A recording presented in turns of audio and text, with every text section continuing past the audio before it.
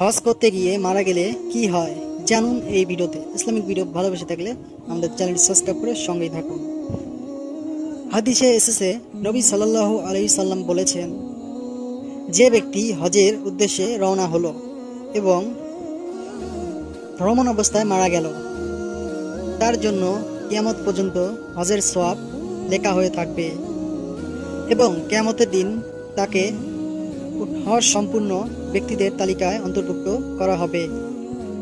অর্থাৎ একজন ব্যক্তি হজ করে ফিরে আসার পর দুনিয়া তার পরিচয় হয় হাজি হিসাবে।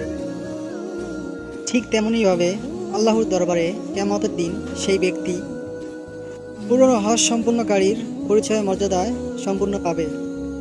বলা হয়, জান্নাতে সুসংবাদ হজ করতে গিয়ে মারা গেলে জান্নাতের একটি সুসংবাদ সবাই জেনে থাকে বা বলে। তাই ঠিক ইসলামিক ভিডিও ভালোবেসে থাকলে আমাদের চ্যানেলটি সাবস্ক্রাইব করে সঙ্গেই থাকবেন। আল্লাহ হাফেজ।